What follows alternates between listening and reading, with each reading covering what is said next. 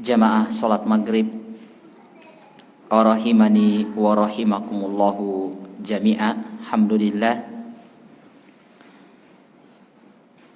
kita senantiasa memuji syukur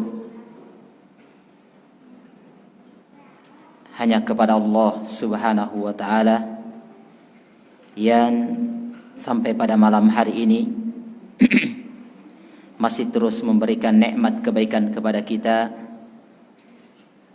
sehingga di malam hari ini kita masih bisa duduk di salah satu dari rumah Allah Subhanahu wa ta'ala dalam rangka mendengarkan uraian-uraian para ulama, pembahasan-pembahasan para ulama berkaitan dengan agama kita. Kita lanjutkan pembahasan kita jamaah yang dimuliakan dan dirahmati oleh Allah Subhanahu wa ta'ala, di mana kita dalam rangkaian karya Syekh Abdurrahman bin Nasir As-Sa'di, yaitu yang berkaitan dengan Kitabul Janaiz, yaitu hal-hal yang berkaitan dengan jenazah. Pembahasan selanjutnya adalah kita ingin membacakan uraian para ulama tanda dari tanda kematian seseorang. Artinya, tanda kematian tersebut yang kita maksudkan yang sebagaimana anggapan sebagian manusia yang dikenal dengan husnul khatimah wa su'ul khatimah. Ini yang kita lihat. Kan adapun tanda dari tanda khusus di mana seseorang akan meninggal, tentunya itu adalah merupakan rahasia dari Allah Subhanahu wa ta'ala. Kita tidak tahu, karena yang namanya kematian itu akan datang secara tiba-tiba. Dia akan datang dengan tiba-tiba. Jadi ini merupakan rahasia dari Allah Subhanahu wa ta'ala yang berkaitan dengan kematian. Sehingga sering kita dengarkan berkaitan dengan kematian yang datang begitu cepat atau kematian yang mendadak. Karena tidak ada tanda bahwasanya seseorang akan meninggal, hatta sekalipun orang yang dalam keadaan sekarat itu belum tentu akan meninggal. Terkadang kita saksikan ada yang sudah dibacakan atau ditalkin, ternyata Masya Allah masih umurnya panjang. Nah, ada yang seperti itu. Ini jamaah yang dimuliakan dan dirahmati oleh Allah Subhanahu wa ta'ala. Sehingga yang kita lihat yang diuraikan oleh para ulama dalam masalah ini, mereka akan menyebutkan yaitu bagaimana ciri dari ciri-ciri namanya husnul khatimah dengan su'ul khatimah. Ini jamaah yang dimuliakan oleh Allah Subhanahu wa ta'ala. Karena dari hadits Abdullah bin Umar, riwayat Imam Ibnu Majah, adalah ada seseorang bertanya kepada Nabi kita Muhammad sallallahu alaihi wasallam sebagaimana diceritakan oleh Abdullah bin Umar. Beliau mengatakan, kuntu ma'a Rasulillah sallallahu alaihi wasallam. Ini kata Ibnu Umar, saya pernah bersama Rasulullah sallallahu alaihi wasallam, faja'ahu rajulun minal ansar. Kemudian datanglah seseorang dari kalangan Ansar. Dikatakan Ansar, ada namanya Muhajirin dan Ansar. Muhajirin itu adalah orang yang hijrah, itu namanya muhajir. Sedangkan yang namanya Ansar itu orang-orang yang menolong para muhajirin ini, yaitu orang-orang Madinah. Itulah yang dikenal dengan orang-orang Ansar. Maka fasallama ala Nabi sallallahu alaihi wasallam, kemudian dia mengucapkan salam kepada Nabi kita Muhammad sallallahu alaihi wasallam. Summa qala, kemudian itu dia bertanya, ya Rasulullah, wahai Rasul Allah, ayyul mu'min afdol. Dia bertanya, siapa manusia yang paling afdol ya Rasulullah? Maka qala Rasulullah sallallahu alaihi wasallam, ahsanuhum khuluqa. Orang yang paling bagus akhlaknya, itulah yang paling afdol. Orang yang paling baik akhlaknya. Kemudian setelah itu orang dari Al-Ansar ini kembali bertanya, qala ya Rasulullah, fa ayyul mu'min aqyas. Ya Rasulullah, siapa manusia yang paling cerdas? Nah, ini ucapan atau pertanyaan selanjutnya. Dia bertanya siapa yang paling afdal, dijawab orang yang paling baik akhlaknya. Yang kedua disebutkan ayyul mu'min aqyas, yang paling cerdas. Kalau pintar banyak, tapi cerdas belum tentu. Itu berbeda ya antara orang yang pintar dengan orang yang cerdas. Kalau kebanyakan dari kita adalah orang-orang yang pintar, tapi belum tentu cerdas. Nah, maka di sini disebutkan oleh Nabi kita Muhammad sallallahu alaihi wasallam yang namanya orang cerdas adalah aktsaruhum lil mauti dzikra.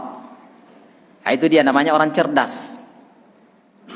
Orang yang paling aksar disebutkan adalah sigo tafdil, adalah paling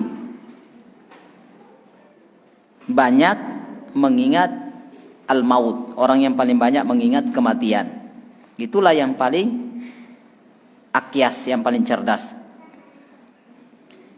Kemudian apalagi wa ahsanuhum lima ba'dahu isti'dadan. Dua ciri daripada orang cerdas, kata Nabi sallallahu alaihi wasallam, orang yang banyak atau paling banyak mengingat kematian. Yang kedua adalah orang yang paling bagus persiapan sebelum atau setelah kematian, adalah setelah kematian. Itulah orang yang paling cerdas. Jadi paling banyak, paling bagus persiapannya setelah kematian. Nah, itulah namanya orang cerdas. Biasanya kalau kita ini pintar mempersiapkan, walaupun bukan terlarang ya, tapi disebutkan orang yang paling cerdas adalah yang memikirkan apa yang saya persiapkan untuk akhirat saya setelah kematian. Itulah orang yang paling cerdas. Maka jamaah yang dimuliakan dan dirahmati oleh Allah Rabbu Jalla wa Ala, maka di sini Nabi kita sallallahu alaihi wasallam menyebutkan di antara daripada tanda dari tanda min alamati husnil khatimah, tanda dari tanda husnul khatimah, kata beliau ini banyak ya. Di antara yang disebutkan oleh para ulama seperti dalam hadits Mu'ad ibnu Jabal yang diriwayatkan oleh Imam Abu Daud dan disahihkan oleh Syekh Al-Albani rahimahullahu taala. Siapa dia? Namanya husnul khatimah, orang yang ada tanda dari tanda kebaikan di atas kematian dia. Apa itu tandanya? Sebagaimana diterangkan dari hadits Mu'ad ibnu Jabal, riwayat Imam Abu Daud dan disahihkan oleh Syekh Al-Albani rahimahullahu taala, yaitu kata Rasulullah, man kana akhiru kalamihi la ilaha illallah dakhalal jannah, maka dia akan masuk surga. Nah, sehingga kenapa jamaah, ketika kita lihat ada orang-orang yang sudah mendekati ajalnya, kita lihat sudah makan, minum, walaupun itu belum tentu meninggal, tapi sudah ada, kita lihat ini khawatir akan meninggal, maka ditalqin, dibacakan la ilaha illallah, suruh untuk bersyahadat apalagi kalau masih mendengar, apalagi masih bisa berbicara, maka diupayakan untuk itu. Kalau tidak bisa, kita lihat tinggal ngos-ngosan istilahnya, maka bacakan di telinganya, telinga kanannya dengan pelan-pelan, la ilaha illallah. Walaupun sebagian para ulama kita dapatkan boleh dengan 2 kalimat syahadat. Boleh dengan 2 kalimat syahadat. Ini yang kita dapatkan yang pertama yang disebutkan oleh para ulama, mengucapkan di akhir daripada ucapan dia sebelum meninggal adalah la ilaha illallah. Ini sehingga diupayakan untuk ditalkin siapapun dia. Hatta sekalipun orang ini adalah pelaku maksiat, orang siapapun dia diupayakan. Adapun masalah maksiatnya itu urusan dengan Allah Subhanahu wa taala, tetapi tetap diupayakan untuk ditalkin. Bahkan Nabi sallallahu alaihi wasallam non muslim sekalipun pernah kejadian ketika ada seorang pemuda yang ingin meninggal, maka Nabi duduk di dekat kepalanya. Qul la ilaha illallah tuflihun. Ucapkan la ilaha illallah kalian, kamu akan beruntung. Di saat-saat menjelang kematiannya ini, maka ketika itu ada bapaknya. Maka anak ini memandang bapaknya. Artinya minta persetujuan dari bapaknya. Maka apa kata bapaknya? Ati Abul Qasim.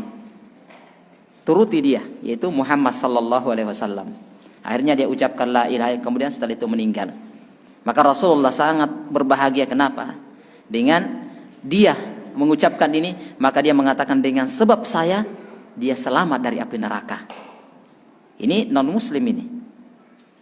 Demikian pula paman beliau Abu Thalib, waktu mau meninggal sudah diupayakan untuk mengucapkan la ilaha illallah. Tapi ya itulah yang terjadi. Tetap kita upayakan, walaupun akhirnya Abu Thalib juga tidak mengucapkan la ilaha illallah dan meninggal. Tetapi Rasulullah tidak, waktu itu tidak putus asa. Artinya tetap meminta ringankan hukuman dia, karena pasti disiksa. Maka dia salah satu mendapatkan syafaat Nabi sallallahu alaihi wasallam. Hukumannya itu hanya menginjak, sebagian riwayat kita dapatkan adalah menginjak batu-batu kecil seperti kerikil dari batu neraka mendidih otaknya, itu yang paling ringan. Sebagian riwayat memakai sendal dari neraka maka mendidih otaknya, itu yang paling ringan. Jadi sehingga di sini harus kita cinta dengan saudara kita untuk bisa selamat dengan diupayakan mengucapkan la ilaha illallah. Yang kedua, tanda dari tanda husnul khatimah, kata para ulama, adalah bi'irkil jabin. Bi'irkil jabin yaitu adanya keringat di keningnya. Ada keringat di keningnya. Sebagaimana disebutkan dalam hadits Buraidah bin Hasib bin Al-Hasib radhiyallahu an, di mana hadits ini riwayat Imam At-Tirmidzi, Imam Ibnu Majah dan yang lainnya dengan sanad yang sahih.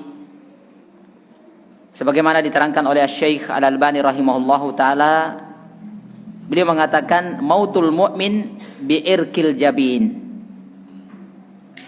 Kematian seorang mukmin itu dengan keringat di keningnya.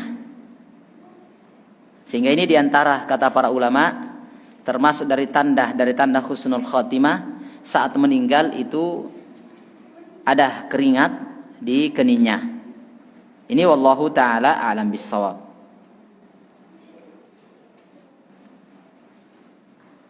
Sebagian para ulama menjelaskan adanya keringat ini karena beratnya perjuangan pada saat itu.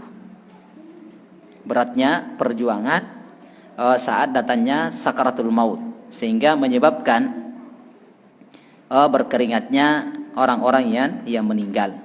Ini wallahu taala alam bissawab. Ini tanda yang kedua adalah bi'irkil jabin, dengan adanya keringat di keningnya. Kemudian selanjutnya tanda yang ketiga dari tanda-tanda husnul khatimah adalah kata beliau yamutu fi lailati atau fin nahari wa lailatil jum'ah. Jadi dia meninggal di hari atau di siang hari atau di malam hari, yaitu di hari Jumat. Itu diantara tanda dari tanda husnul khotimah, di mana seseorang meninggal di hari Jumat atau di malam Jumat. Ini juga diantara tanda dari tanda husnul khotimah bagi seseorang, tak kala dia meninggal di siang atau di malam Jumat. Sebagaimana disebutkan dari hadits Abdullah bin Amr Ibnu As, riwayat Imam Ahmad, Imam At-Tirmidzi, mereka menyebutkan bahwasanya ma min muslim yamutu yaumal jum'ah aw lailatal jum'ah illa wafahu Allahu fitnatal qabr. Walaupun di sini sebenarnya letak permasalahannya gimana kalau orang yang tidak pernah berbuat baik tapi meninggal di malam Jumat atau di siang hari atau di siang hari pada hari Jumat. Ini yang dibahas ini berkaitan dengan orang-orang yang baik, tentunya seperti itu. Nah, maka disebutkan mamin muslim yamutu yaumal jum'ah, tidaklah seorang muslim meninggal di hari Jumat atau di malam Jumat illa wafahu Allahu fitnatal qabr, kecuali Allah akan selamatkan dia dari fitnah kubur. Jadi di kubur itu cuma dua. Kalau bukan nikmatul kubur, maka adzabul qabr. Kalau bukan nikmat, tentunya yang kedua adalah azab. Oleh karena itu Utsman ibnu Affan radhiyallahu an, ketika beliau berziarah kubur bersama dengan para sahabatnya, maka pada saat itu beliau menangis. Bahkan disebutkan dalam riwayat yang panjang itu, dia bukan sekedar meneteskan air mata tapi mengalir air matanya. Kenapa atau apa yang terjadi? Kata beliau, tak kala dia memandang ke arah kuburan maka dia menangis. Kenapa menangis? Karena dia mengatakan bahwasanya al-qabru awwalu manazilil akhirah. Ini haditsnya Utsman ibnu Affan, riwayat Imam Ibnu Majah dan yang lainnya. Disahihkan oleh Syekh Al-Albani rahimahullahu taala. Beliau mengatakan awwalu manazilil akhirah. Kuburan itu adalah awal persinggahan untuk menuju negeri akhirat. Ibaratnya jamaah yang dimuliakan oleh Allah Subhanahu wa taala, ketika kita ingin masuk rumah, tentunya kita akan melewati pintu. Dan pintunya itulah kuburan. Ketika kita ingin sampai ke akhirat, harus melewati kuburan. Dan kuburan itu hanya ada dua kemungkinan, nikmatul qabr atau fitnatul qabr. Sehingga Utsman ibnu Affan mengatakan ketika itu, ditanya, kenapa anda menangis ketika melihat ke arah kuburan? Ketika diingatkan tentang neraka, diingatkan tentang surga, kenapa anda tidak menangis? Tetapi ketika melihat ke pemandangan kuburan ini, anda menangis. Nah, maka dia mengatakan al-qabru awwalu manazilil akhirah. Kuburan itu adalah pintu untuk menuju akhirat. Tidak ada satupun orang kecuali pasti melewati yang namanya kuburan. Yang dikubur langsung ataupun tidak. Seperti terbakar, tenggelam, atau meninggal dalam kondisi tertimbun dan yang lainnya, semuanya akan melewati yang namanya alam kubur. Tidak ada yang tidak. Seperti misalnya agama di luar muslim, yang mereka itu dibakar sampai jadi abu kemudian disebarkan abunya, maka apakah dia tidak akan melewati alam kubur? Tetap semuanya akan melewati alam kubur, tidak ada yang terkecuali. Muslim ataupun non muslim semuanya akan, walaupun berbeda proses kematiannya, tetap akan ada. Ya misalnya orang yang diawetkan, tidak dikuburkan, tetap itu akan mengalami namanya azab kubur. Tidak ada yang tidak, karena itu adalah pintu. Semuanya akan melewati.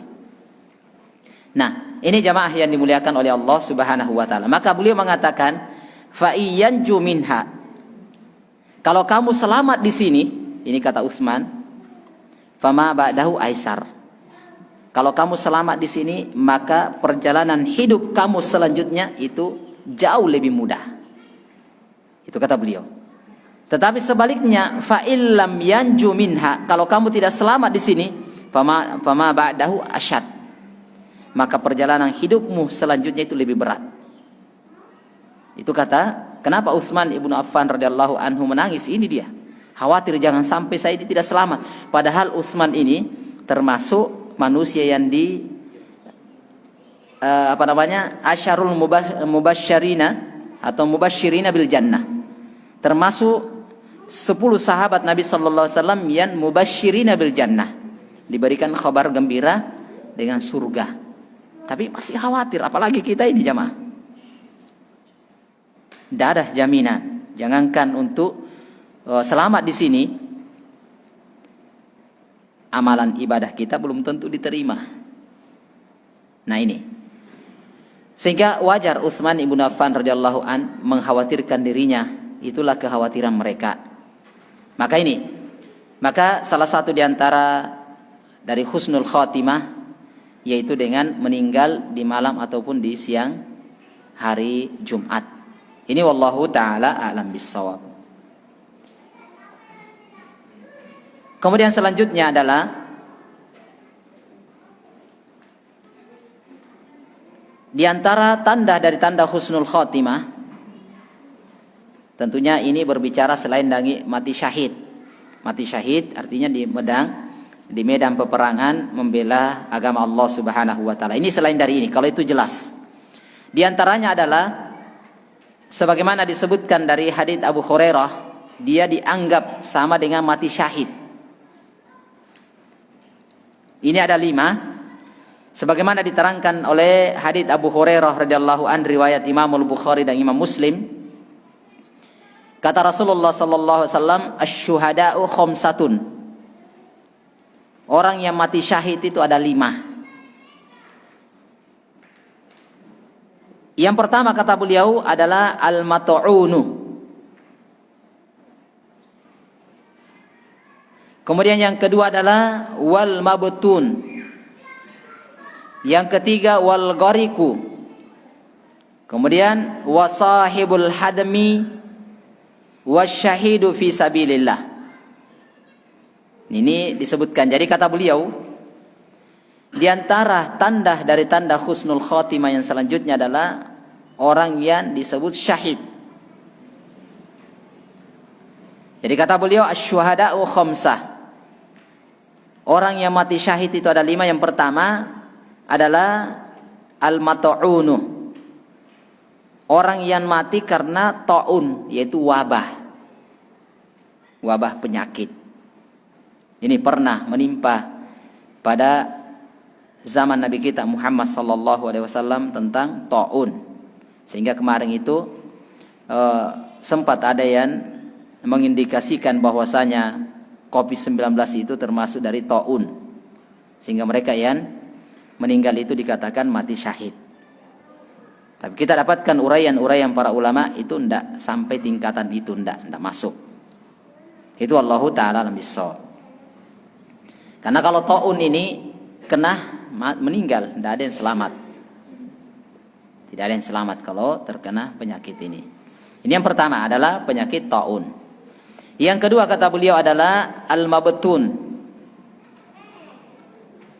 Orang yang meninggal karena sakit perut. Mabtun namanya. Dia meninggal dalam keadaan sakit perut, dia meninggal.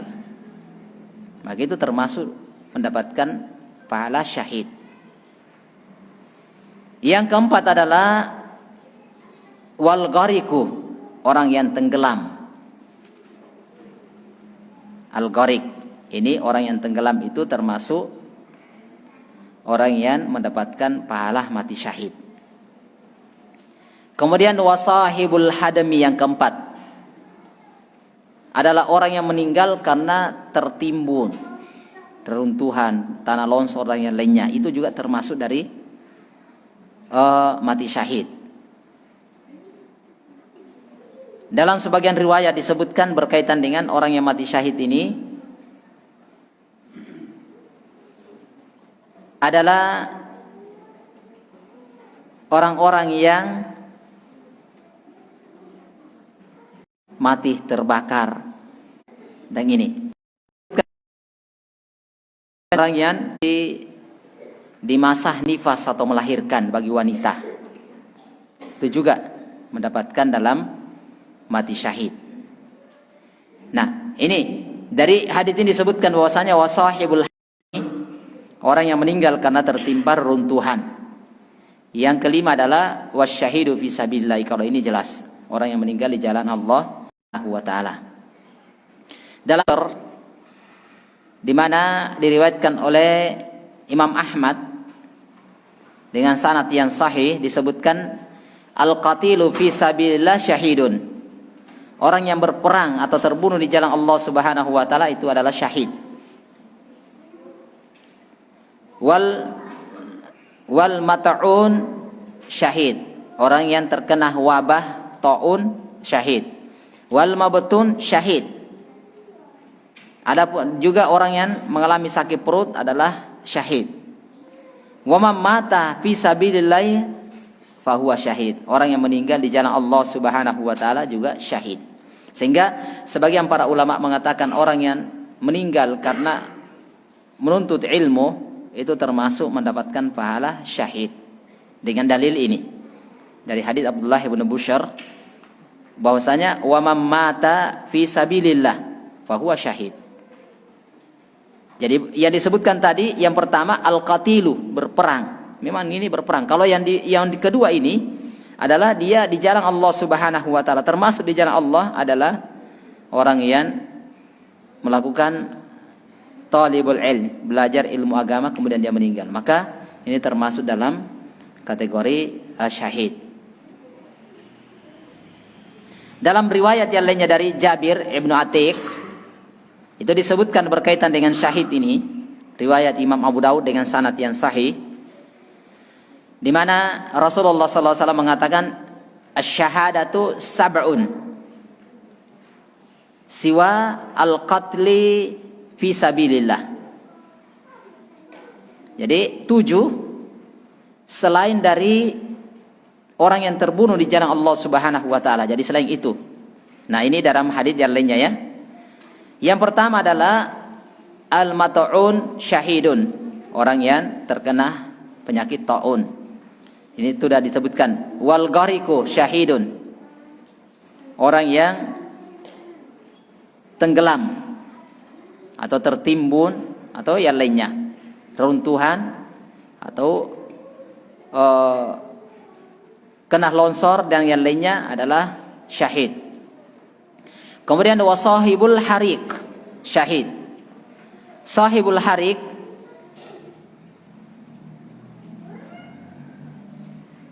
kalau tadi itu disebutkan ya wal gharik syahid, di sini beliau atau para ulama menyebutkan termasuk orang yang safar dalam rangka ketaatan itu masuk dalam kategori ini. Kemudian dia meninggal. Kemudian adalah yang meninggal karena wasahibu al-mabtun syahid. Al-mabtun disebutkan orang yang sakit perutnya atau luka di perutnya atau di lambungnya, kemudian meninggal maka syahid. Nah, ini. Kemudian selanjutnya kata beliau langsung disebutkan di sini walladzi yamutu tahta al-hadami syahid.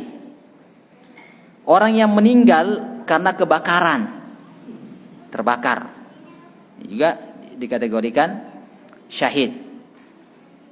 Kemudian selanjutnya kata beliau wal mar'atu tamutu bi jum'i syahid, adalah si wanita yang meninggal karena melahirkan atau dalam keadaan nifas, itu juga syahid. Ini diantara yang diterangkan bahwasanya dari tanda husnul khatimah, diterangkan inilah dari tanda-tanda mati syahid, kondisi seperti ini. Kata Al-Hafidz Ibnu Hajar rahimahullahu taala dalam kitab Fathul Bari, beliau mengatakan yang dimaksudkan di sini wal muradu bisyahid huna, yang dimaksudkan di sini syahid, kata beliau adalah al-mashhud yang dikatakan husnul khatimah. Yang dimaksudkan di sini adalah dikatakan husnul khatimah. Dia kata Al-Hafidz Ibnu Hajar. Artinya akhir hidupnya itu baik.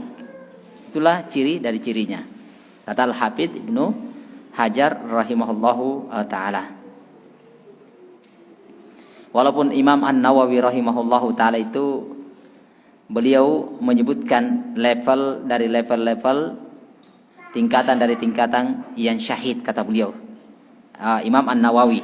Jadi beliau itu bagi maratibu asy-syahid, tingkatan-tingkatan syahid. Tingkatan yang pertama kata beliau adalah tentunya orang yang meninggal karena melawan orang-orang kafir. Itu tingkatan pertama. Artinya mendapatkan pahala syahid. Sehingga orang seperti ini tidak dimandikan dan tidak disolatkan, langsung dikuburkan. Ini kata Imam An-Nawawi. Kemudian yang kedua, tingkatan yang kedua adalah kata Imam An-Nawawi syahid dalam hal pahala. Nah, ini dia. Syahid dalam hal pahala, namun tidak disikapi hukum syahid di dunia. Jadi kan tidak bisa, artinya dia pahalanya iya. Seperti wanita yang meninggal dalam keadaan melahirkan, maka dia mendapatkan pahala syahid, tapi tidak dikatakan orang yang syahid, hanya mendapatkan pahalanya. Nah inilah yang disebutkan tadi, seperti meninggal karena melahirkan, karena wabah, karena reruntuhan. Di antaranya juga sebenarnya ada beberapa hadits sebenarnya. Di antara dianggap mendapatkan pahala syahid orang yang meninggal karena membela hartanya, membela keluarganya, tapi ternyata dia terbunuh, meninggal, maka dia termasuk mendapatkan pahala syahid. Misalnya ada perampok yang ingin mengambil harta, kemudian dia bela, ternyata dia terbunuh, maka dia mendapatkan pahala syahid. Itu juga di antara yang disebutkan Nabi kita Muhammad sallallahu alaihi wasallam. Kalau yang ini maka tetap diselenggarakan seperti pada umumnya. Tetap dimandikan, dikafani, disolati. Nah ini. Itu kalau yang kedua, ini tingkatan kedua.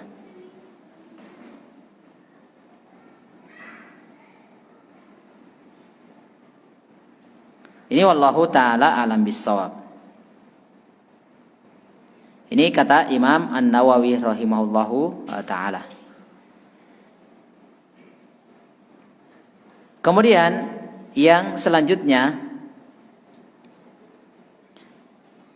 demikian pula kalau Al-Hafidz Ibnu Hajar juga itu disebutkan sama ya sebenarnya. Al-Hafidz Ibnu Hajar tingkatan paling tingginya itu dikatakan syahid. Dia syahid dari sisi pahala dan dari dunia. Itu orang berperan di jalan Allah Subhanahu wa taala melawan musuh-musuhnya.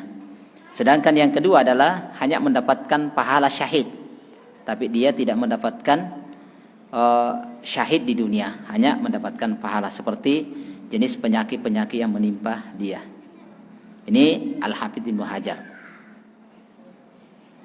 Itu tanda dari husnul khotimah kata beliau, dari tanda-tanda husnul khotimah. Kemudian yang kelima, terkhusus bagi wanita disebutkan di sini ya, bahwasanya di antara tanda dari tanda husnul khotimah, khususon fin nisa, terkhusus pada wanita, kata beliau diterangkan dari hadits Ubadah ibnu Samit radhiyallahu an, di mana hadits ini diterangkan oleh Syekh Al-Albani rahimahullahu taala dalam kitab Ahkamul Janaiz yang dibawakan oleh Syekh Al-Albani. Beliau mengatakan al-mar'atu yaqtuluha waladuha jam'a'u syahadati yajurruha waladuha bisaririhi ilal jannah. Kata beliau bahwasanya al-mar'ah yaqtuluha waladuha, yaitu seorang wanita yang dibunuh anaknya. Jadi anaknya membunuh dia. Artinya bagaimana kata? Karena melahirkan. Itu yang disebutkan oleh Rasulullah, anak yang membunuh ibunya. Kenapa? Dengan ketika dia dilahirkan ibunya meninggal. Gara-gara dia dilahirkan ibunya meninggal, maka dia mendapatkan pahala syahid. Maka disebutkan bahwasanya yajurruha waladuha bisaririhi ilal jannah. Dengan tali pusarnya itu akan dia tarik orang tuanya ke surga. Dengan tali pusarnya.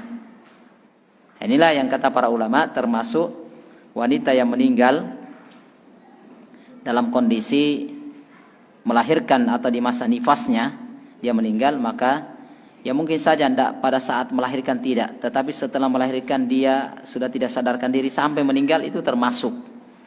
Sehingga kata para ulama di masa nifasnya itu termasuk mendapatkan pahala syahid. Kemudian selanjutnya kata beliau,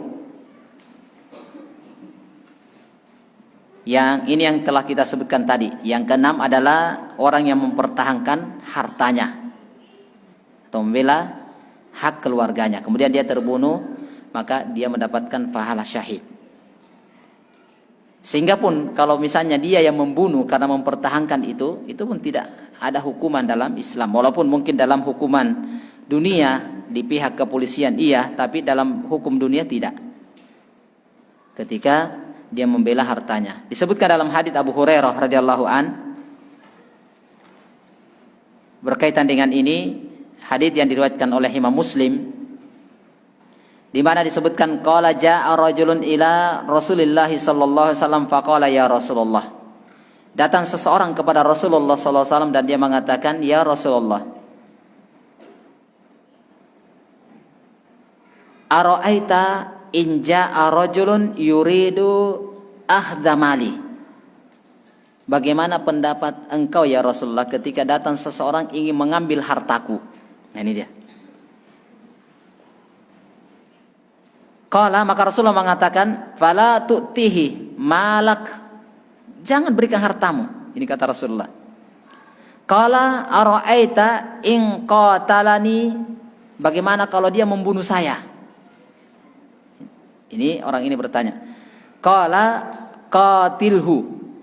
Jadi kata Rasulullah, bagaimana kalau dia ingin membunuh saya, maka bunuh dia. Kata Rasulullah sallallahu alaihi wasallam.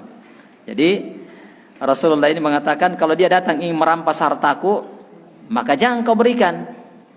Maka bagaimana pendapatmu jika ia membunuh saya? Maka Rasulullah mengatakan, bunuh dia. Ini. Bunuh dia. Maka selanjutnya, qala ara'aita in qatalani. Bagaimana kalau saya yang dibunuh? Nah ini, jadi Rasulullah mengatakan kalau dia ingin merampas hartamu, bunuh dia. Tapi ya Rasulullah, bagaimana kalau saya yang terbunuh? Nah, maka qala fa anta syahid. Maka engkau mendapatkan pahala syahid. Ini. Kemudian qala ara'aita in qataltuhu. Qala huwa finnar. Ya Rasulullah, bagaimana kalau saya membunuhnya? Kata Rasulullah, dia di neraka. Bukannya membunuh di neraka, tapi orang yang dibunuh itu di neraka. Ini keterangan dari Nabi kita Muhammad sallallahu alaihi wasallam dari hadits Abu Hurairah riwayat Imam Muslim. Jadi artinya orang yang mempertahankan hartanya kemudian dia terbunuh, maka dia mendapatkan pahala syahid. Kalau dia pun membunuh dari hukum syariat karena mempertahankan harta dia, bukan memang keinginannya membunuh. Beda ya. Al-qatilu wal maqtul finnar. Nah, ini lain. Ia membunuh dan yang dibunuh sama-sama di neraka. Itu lain lagi haditsnya, lain, jangan disamakan. Kalau ini beda. Dia bertengkar, bukan mempertahankan hartanya, tapi dia bertengkar. Dia membunuh juga di neraka, yang dibunuh juga di neraka. Kata para sahabat, kok bisa ya Rasulullah? Iya, yang terbunuh itu sebenarnya sama, ingin membunuh saudaranya, hanya kedahuluan. Nah itu, jadi ini beda kasusnya, beda. Kalau ini memang tidak, dia tidak ada hanya mempertahankan harta dia. Ternyata dia membunuh orang, maka dia tidak ada hukumannya dalam syariat. Bukan artinya harus kisos, tidak ada. Tidak, karena memang lain ini dikecualikan oleh Rasulullah, sehingga mengatakan ketika dia terbunuh maka tempatnya di neraka orang itu. Ini jamaah yang dimuliakan dan dirahmati oleh Allah Subhanahu wa ta'ala.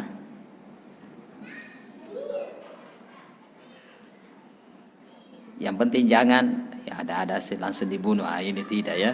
Kalau memang bisa diusir. Ini dalam kondisi memang biasanya kebetulan ini saya dengar Ustaz langsung kubunuh saja. Itu tidak boleh begitu. Ini bahaya. Itu lain sudah. Ini memang dalam rangka mempertahankan harta keluarga dan yang lainnya sama. Ini. Bahkan disebutkan juga dalam hadis yang lainnya, kita bacakan supaya lengkap ini ya.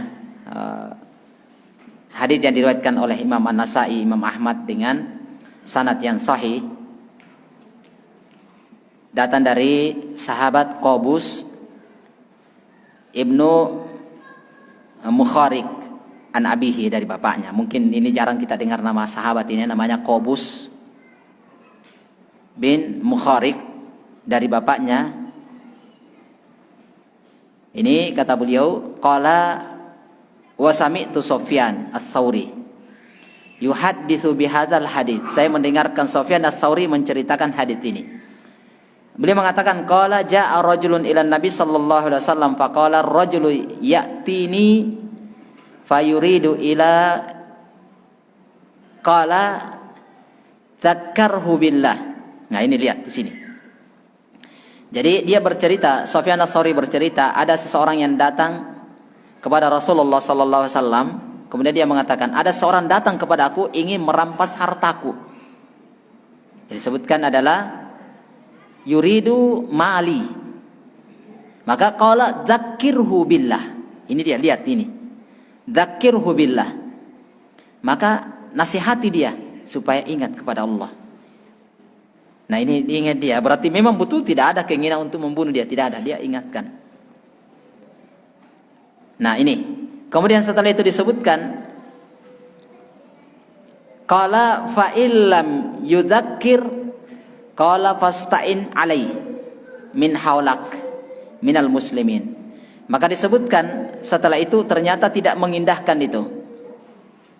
Maka mintalah bantuan dengan orang-orang muslim di sekitarmu. Minta tolong. Nah, ini sebenarnya. Jadi ada minta tolong. Kemudian setelah itu, qala fa illam yakun hauli ahadun minal muslimin. Jika tidak ada seorang di kalangan kaum muslimin di sekitar itu, maka fasta'in alai bis sultan. Minta kepada aparat. Telepon dia. Ini kasarnya mungkin bahasa saya ya, telepon. Tapi disebutkan ini fasta'in alai bis sultan. Qala fa in nada as-sultan anni qala qatil duna malik hatta takuna min syuhada'i akhirati au tamna malak. Nah, disebutkan di sini ternyata apa yang terjadi? Maka Rasulullah bertarunglah.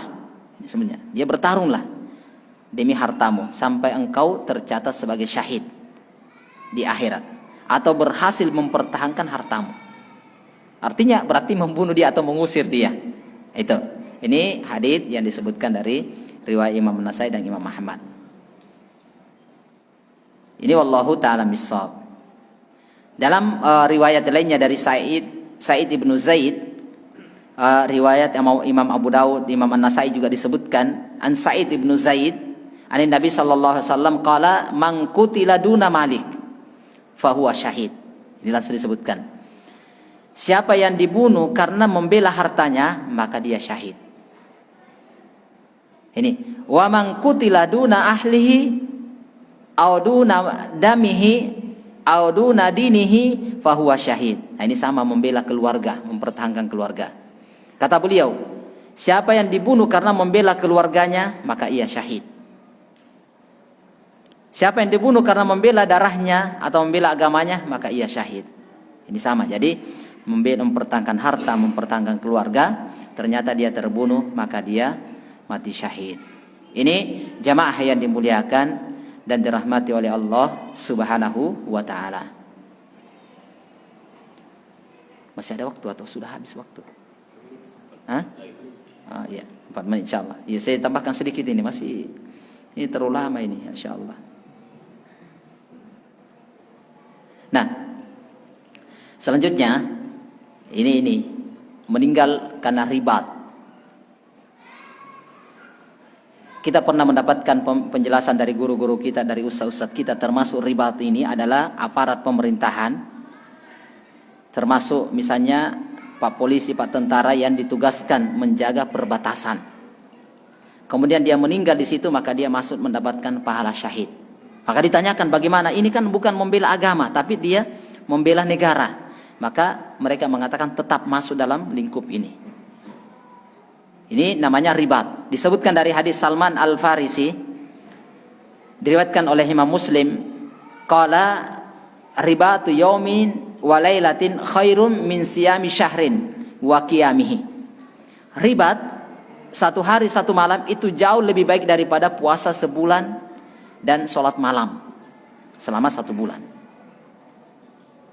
Wa immatah jaro alaihi amaluhu alladzi kana ya'maluhu wa ajri atau wa ujriya alaihi rizquhu wa uminah al-fitan. Maka disebutkan di sini orang yang ribat menjaga perbatasan atau ditugaskan dalam perbatasan untuk membela atau menjaga negerinya, agamanya, maka itu jauh lebih baik daripada puasa 1 bulan, sholat malam 1 bulan. Kata beliau, seandainya ia meninggal, maka pahala amalannya tetap akan dia dapatkan, terus mengalir untuk dia, dan akan diberi rezeki baginya dan terjaga dari minal fitan, terjaga dari fitnah. Ini dia. Kemudian selanjutnya yang terakhir disebutkan oleh para ulama, walaupun masih ada ya, ini terakhir kita sebutkan insyaallah, nanti kita lanjutkan di pertemuan selanjutnya. Kata beliau,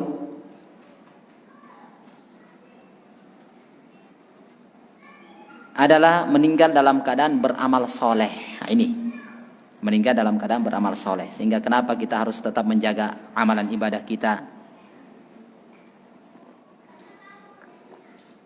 sholat, puasa, dan ibadah-ibadah yang lainnya. Pada saat dia beribadah meninggal, maka itu tanda dari tanda husnul khotimah.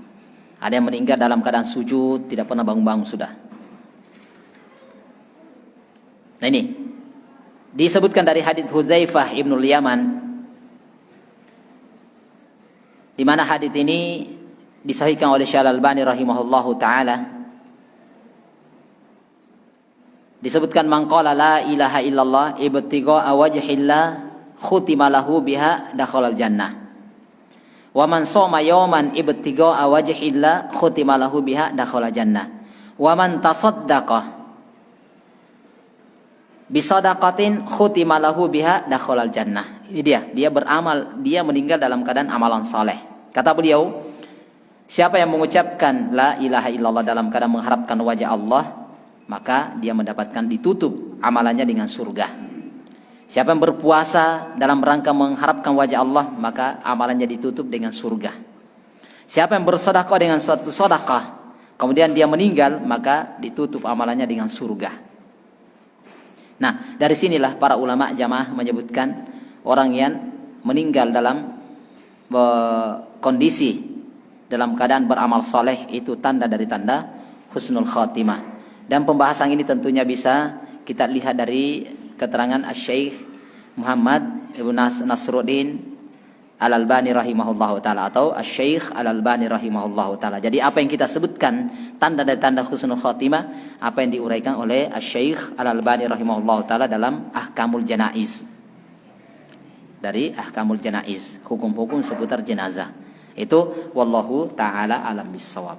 Saya kira ini yang mungkin kita bisa sebutkan, nanti kita lanjutkan insyaallah taala di pertemuan yang akan datang. Wallahu taala alam bissawab. Saya kira ini. Iya, mungkin 1 menit. Apakah orang keluar mencari nafkah untuk keluarganya, kemudian dia meninggal, termasuk orang yang mendapatkan pahala syahid? Ini termasuk diantaranya ya, kalau memang betul-betul itu yang dia lakukan. Termasuk diantaranya tadi fisabilillah. Ini sebagian para ulama dia sebutkan. Artinya orang yang betul-betul keluar untuk mencari nafkah, untuk menafkahi keluarganya, dia meninggal untuk mencari nafkah ini, selama tentunya ini berbicara orangnya orang soleh ya, orang yang baik. Kalau dia mencari nafkah bukan dengan cara yang haram, itu tidak masuk walaupun dia meninggal. Tapi ini dengan cara yang dengan yang baik, dengan amalan soleh, tentunya dengan orang-orang yang soleh, maka dia mendapatkan pahala syahid. Itu wallahu ta'ala bissawab, termasuk di dalamnya. Iya, wallahu ta'ala bissawab. Iya, saya kira itu. Iya, karena waktu insyaallah ta'ala ini yang bisa kita sebutkan. Mudah-mudahan bisa bermanfaat insyaallah. Atau masih ada? Satu. Iya. Ini ada. Selesaikan dulu. Bagaimana hukumnya mendatangi atau berobat patui?